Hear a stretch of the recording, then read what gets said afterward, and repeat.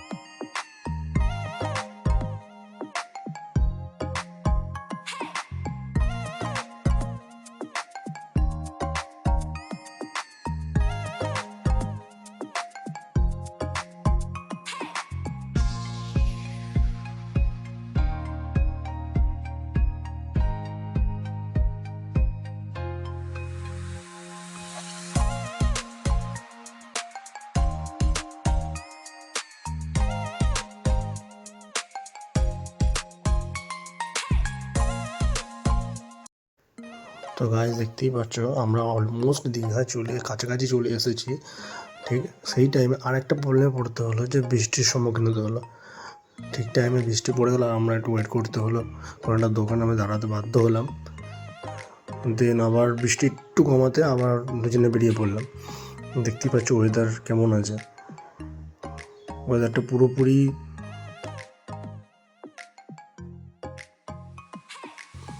আমি সবাইকেই বলি একটা কথা, কারণ এই বৃষ্টির মধ্যে সবাই সেফ ড্রাইভ করার চেষ্টা করো, কারণ রাস্তায় যেতে যেতে আমরা অ্যাক্সিডেন্ট দেখেছিলাম, একটা খুবই খারাপভাবে অ্যাক্সিডেন্ট হয়েছিল। তো সবাইকে একটা কথাই বলবো, সেফ ড্রাইভ করার চেষ্টা করো, বেশি ওভার স্পিডিং করার কোনো দরকারই নেই।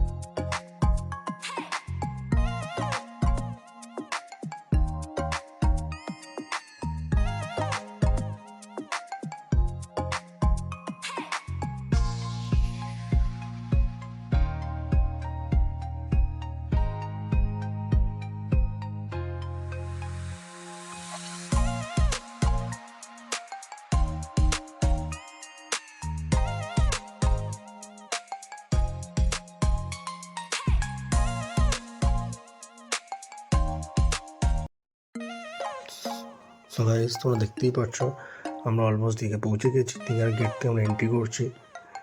তোমরা জাস্ট দেখো গেটটা কত সুন্দর লাগছে, ওয়েদারটাও খুব ভালো ছিল।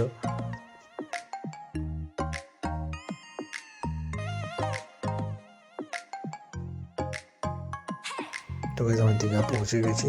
এবার দীঘার বিচে ক্রাউডটা তোমার একটু নজর করো, খুব বেশি ক্রাউড ছিল।